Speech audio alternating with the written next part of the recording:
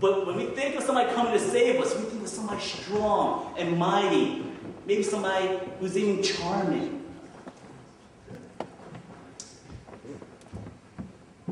The disciples' sight, our sight, needs a little correction. Sometimes Jesus doesn't fully reveal himself to us in order to reveal something greater about himself.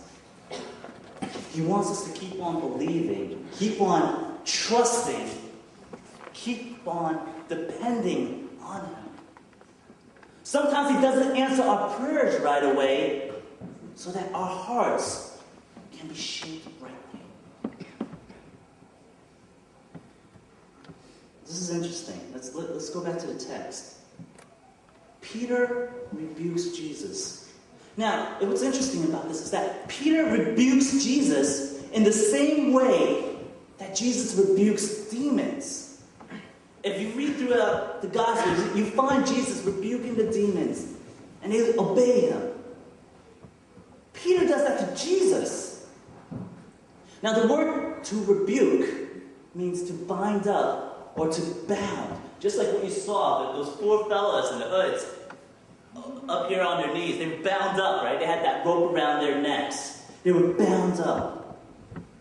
Peter attempts to put Jesus in a box.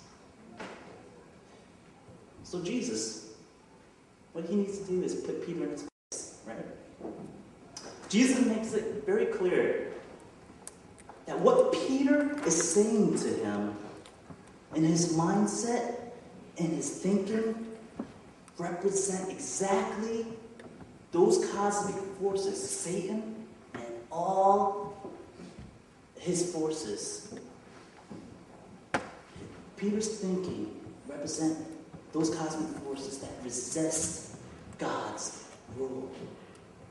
It's an age-long battle, right, between God and Satan. And he's saying to Peter, you're on that side. You're on the other side. You are Satan himself.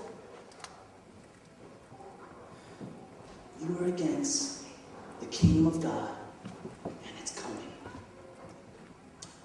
You're not on the side of God. You're on the side of man. He says, get behind me.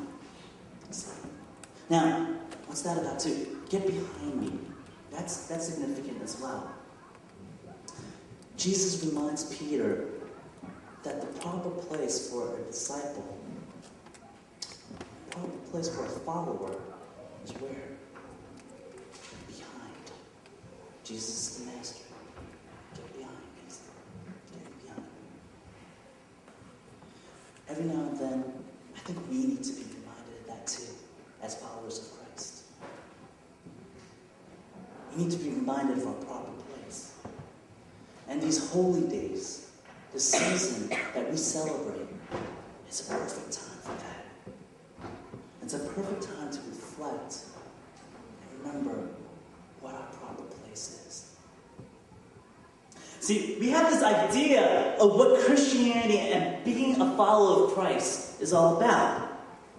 But more often than not, we too tend to put God in a box. We want Christianity to be a certain way. We want it to work out for us. I mean, I hear some people that when they go through some trials and some hardships in their life, they go, whoa, when I became a Christian, when I first accepted Christ, I thought life was going to be smooth sailing. I thought it was going to be all good. I thought I was going to, just be clean and easy for a while, and then get married, have a few kids, and raise some Christian kids, and it's going to be all good.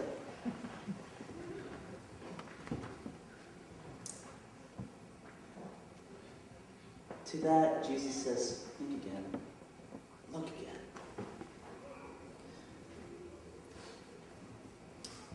Jesus didn't promise smooth sailing. In fact, it was the opposite. In this life, you will have trouble, but I have overcome. He did promise peace. But this is a peace that's different than what we normally think about peace. It's a true peace that carries us through even the most difficult circumstances. It's not the absence of war. It's what the Hebrews call shalom. It's this wholeness and completeness. It's actually the way things ought to be. It's the way God designed things to be. The way God designed it. And things work out a certain way. It's all good because things work out a certain way because God meant for it to be this way. You ever think to yourself, man, things aren't supposed to be this way. Life isn't supposed to be like this. When I walk out the door, when I wake up in the morning, man, it's not supposed to be like this. I should be able to see clearly without having to put on glasses.